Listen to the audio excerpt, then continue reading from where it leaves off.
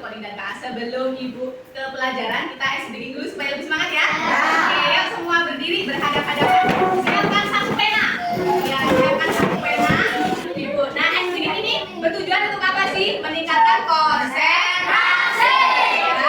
Perintahnya, ketika Ibu mengatakan kepala, kalian pegang kepala. Kuda, kalian pegang kuda. Lutut, kalian pegang lutut. Kaki, kalian pegang kaki. Nanti ketika Ibu bilang pena, kalian silakan cepat-cepat ambil penanya. Bisa dipahami? Bisa. Udah bisa kita mulai? Bisa. Ayo kita mulai. 1, 2, 3, konsentrasi. Konsentrasi dimulai. Kepala, kuda, lutut, kaki. Kuda, lutut, kepala, kaki. Kuda, kepala, lutut, kaki. Kuda, pena.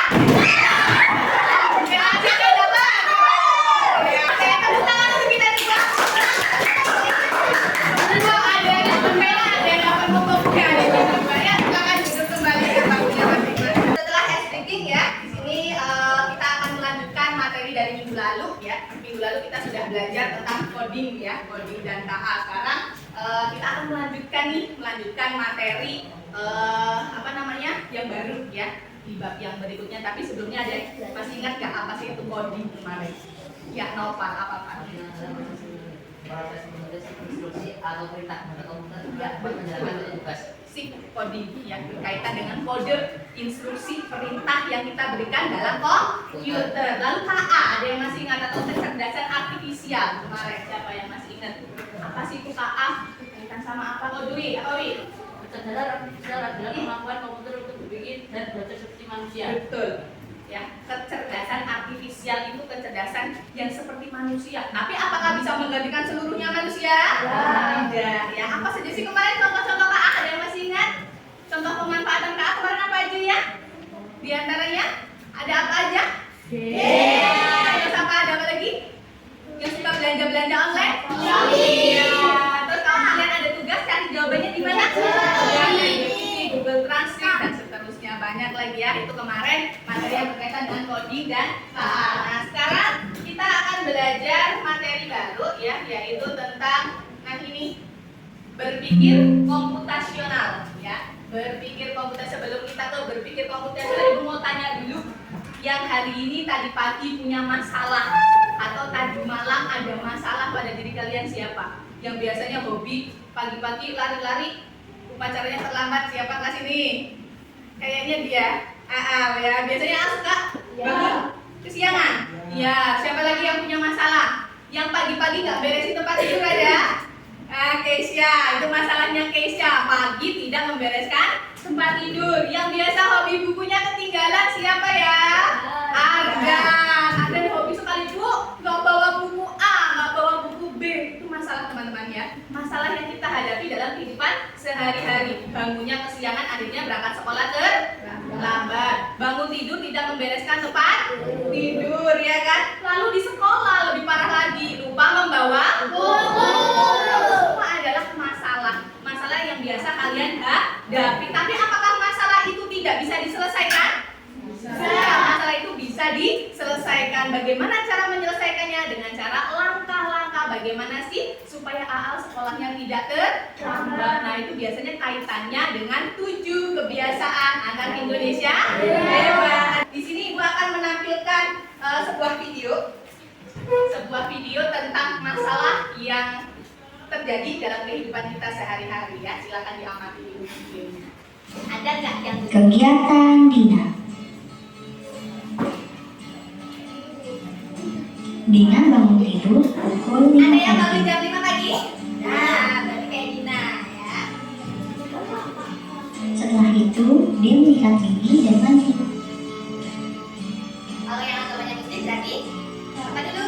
Ya, sholat ya. Setelah mandi, Dina sarapan. Oke, sholat lagi sarapan. Sarapan semua tadi pagi? Lalu, Dina berangkat ke sekolah pukul 6 pagi. Ada yang sekolahnya jam 6 tadi? Keisha. Oke, bagus. Dan tiba di sekolah pukul setengah 7 Nah, pagi. yang tiba di sekolah pukul setengah 7. Keisha, Umi, Bagas, Umi, bagus. Pukul 12 siang, Dina pulang dari sekolah. Berdua pulang ya. Setelah sampai di rumah, Dina makan siang.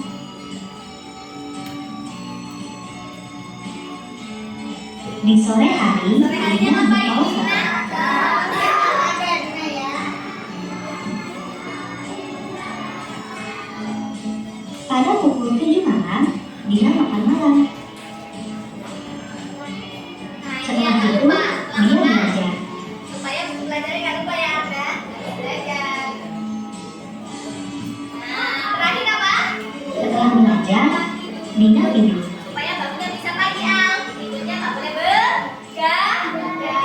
Oke, itu tadi video singkat ya tentang aktivitas kegiatan sehari-hari ya yang berkaitan dengan masalah. Nah, dari aktivitas tadi, nah di sini Ibu akan menyampaikan tujuan pembelajaran kita pada pagi hari ini. Tujuan pembelajaran kita pada pagi hari ada yang bisa bacakan? Bantu Ibu bacakan tujuannya. Surya, boleh dibacakan, Sur? Tujuan pembelajaran mengidentifikasi permasalahan sederhana di kehidupan sehari-hari, Oke. mengembangkan solusi melalui langkah-langkah sistematis, menggunakan simbol atau sticky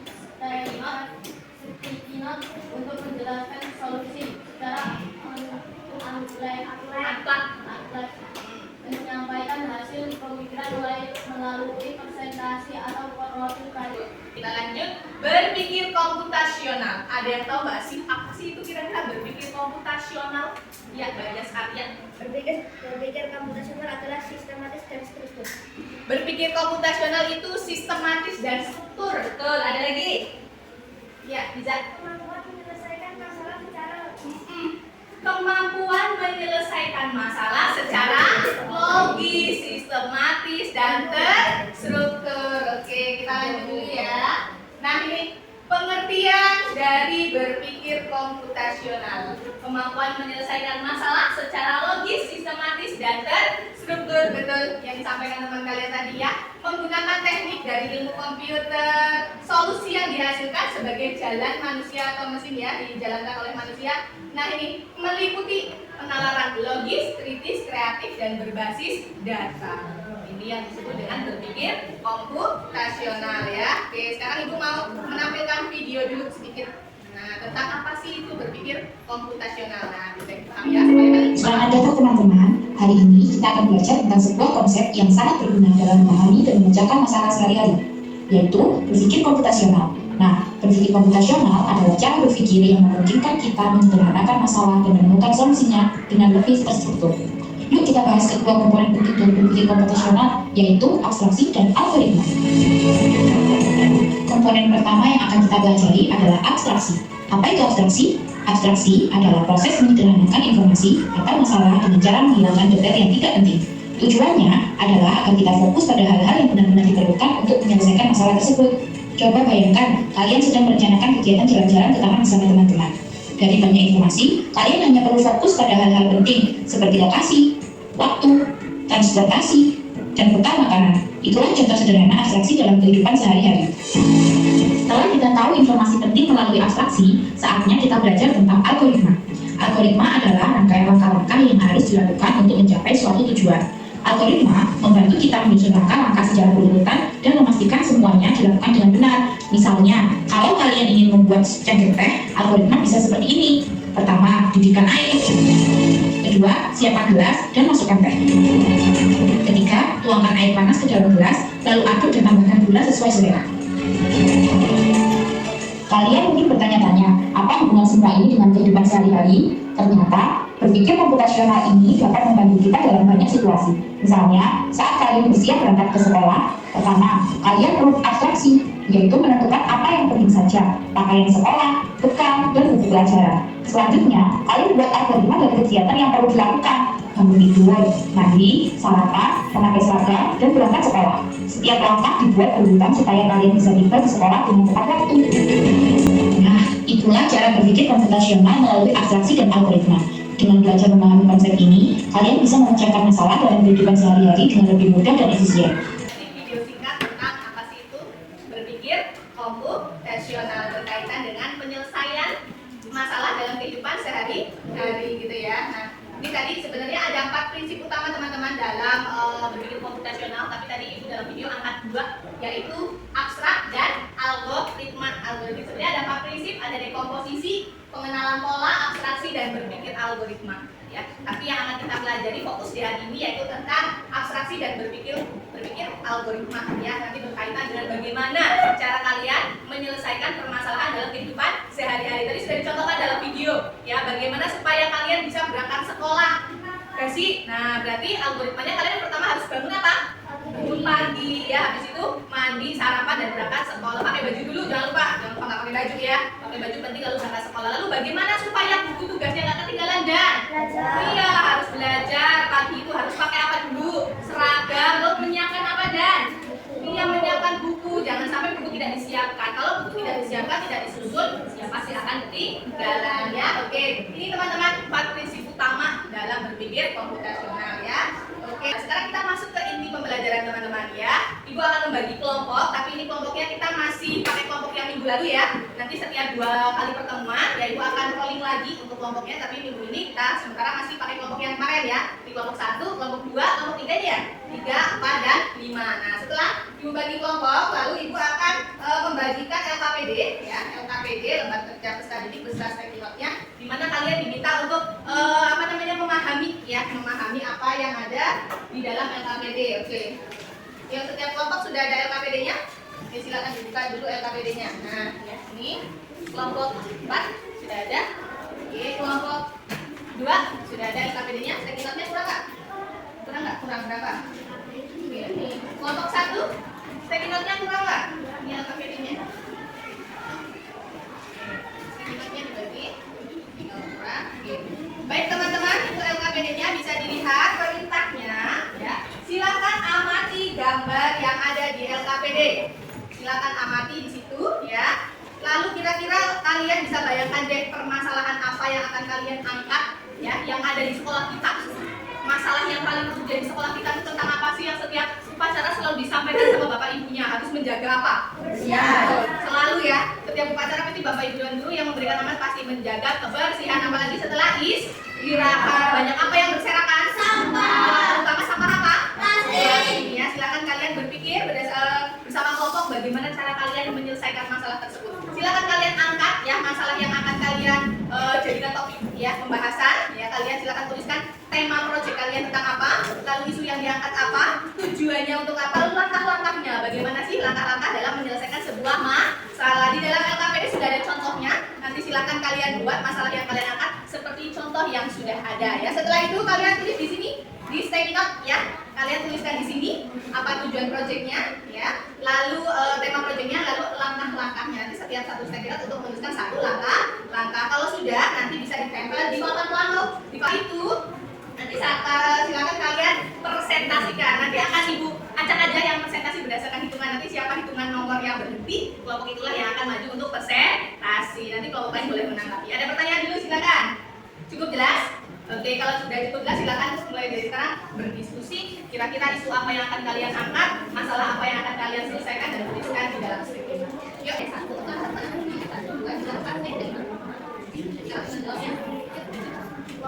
3 sudah. Kelompok 3 sudah mau selesai tuh, yuk kelompok yang lain.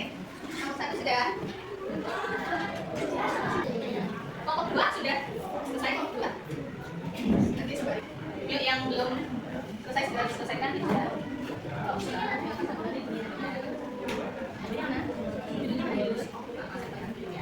Yuk kelompok siapa lagi yang sudah selesai? Kelompok 3 sudah. Kelompok berapa lagi yang sudah selesai? Ini sudah habis selesai di kelompok 5. Kelompok 4 sudah? Oke. Nanti siap-siap ditempel ya. Oke, yuk sembari nunggu kelompok lain selesai, kelompok siapa yang sudah selesai boleh maju ke depan, ditempelkan di papan planonya. Tulis tempel dari yang pertama judul. Ya silakan boleh maju kelompok yang sudah selesai. Kelompok 1, 2, 3, 4 silakan ditempelkan di kelompoknya masing-masing. Ya, kelompok berapa? 3 ya, 3 di sini. Oke, sini. Oke, terus lanjut. Ya kelompok siapa lagi? Ya kelompoknya Surya boleh. Ya kelompok berapa Sur? 5. Ya paling ujung ya Sur. Sini Sur. Paling judul. Oke. Ya kelompok siapa lagi? Bi kelompok berapa? 1 di ujung.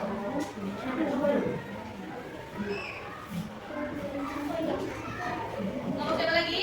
Yang sudah selesai? Silakan boleh maju ditempelkan. Masih ada kelompok 2, kelompok 4, kelompok 4, oke, 3, 4, 5. Oh nggak ada kelompok 6 ya? Ya kelompok 5 aja ya.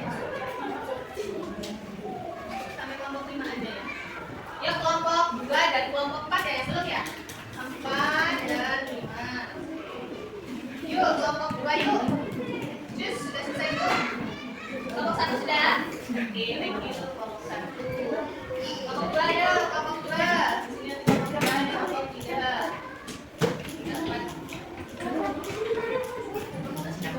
Kelompok yang bagas apa? Kelompok berapa? 2 ya? Kita beli dulu yang ada. Ya? Oke.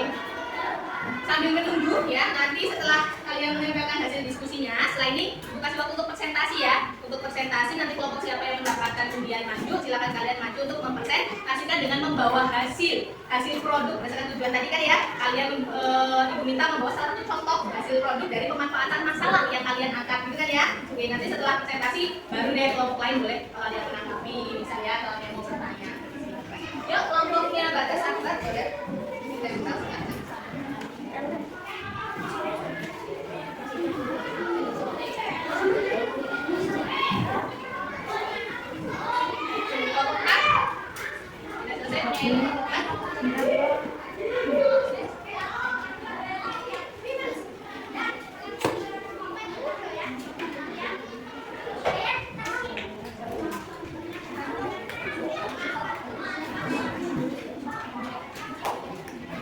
LKPD-nya sudah diisi LKPD-nya. Itu di LKPD ada refleksi ya, harus kalian isi. Apa yang kamu pelajari di kegiatan hari ini sudah diisi itu LKPD-nya. Ya, tulis di sini. Kalian pelajari misal.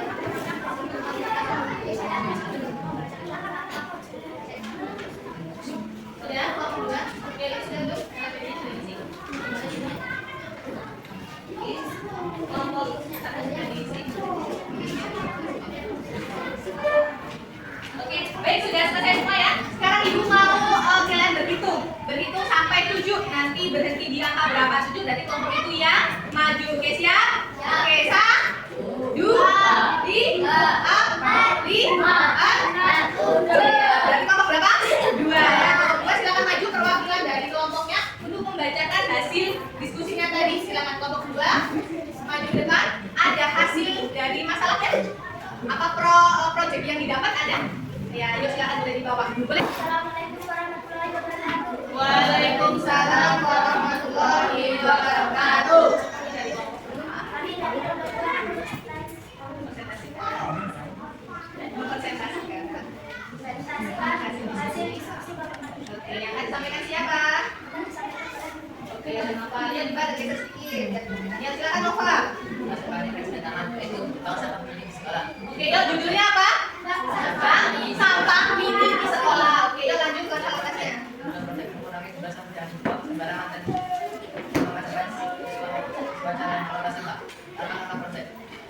Identifikasi jenis sampah yang paling banyak ditemukan di sekolah. 2. Langkah-langkah proses menyiapkan setiap sampah setiap kelas.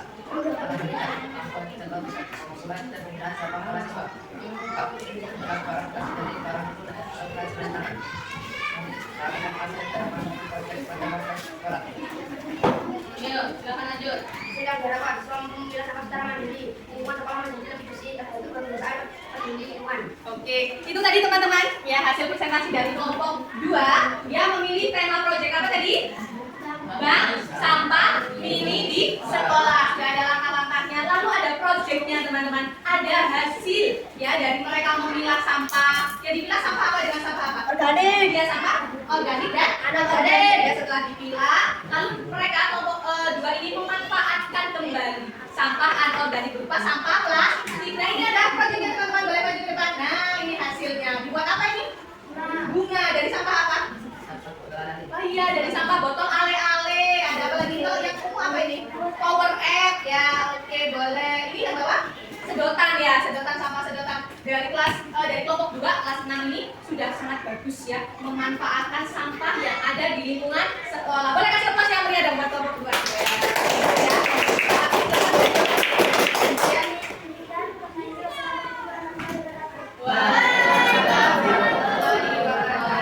Itu teman-teman dalam berpikir komputasional ya yang dikaitkan sebagai dasar coding dan KA ya kecerdasan artifisial tadi bahwasanya bagaimana cara kita yang pertama menentukan masalah temanya, setelah setelah itu membuat langkah sampai nanti ada hasilnya.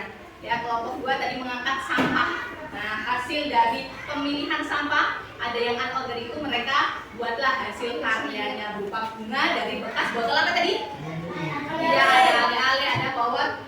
Oke, demikian tadi ya inti dari pembelajaran kita. Selanjutnya kita masuk ke penutup. Di sini Ibu akan menyampaikan kesimpulan terlebih dahulu. Kesimpulan dari pembelajaran kita pada pagi menjelang siang hari ini, bahwasanya berpikir komputasional adalah kemampuan berpikir secara logis, sistematis, dan efisien untuk memecahkan apa tadi? Memecahkan sebuah masalah. Nah, layaknya cara kerja sebuah komputer. Ya, penerapan berpikir komputasional melatih kita ya supaya terampil. Ya, tadi kan terampil kreatif ya, bisa membuat hasil karya dari sampah, seperti memecahkan masalah, mengenali pola, menyusun algoritma, serta menyaring informasi yang relevan. Ya, ini kesimpulan pembelajaran kita pada pagi menjelang siang hari ini. Sekali lagi, ada yang ingin ditanyakan?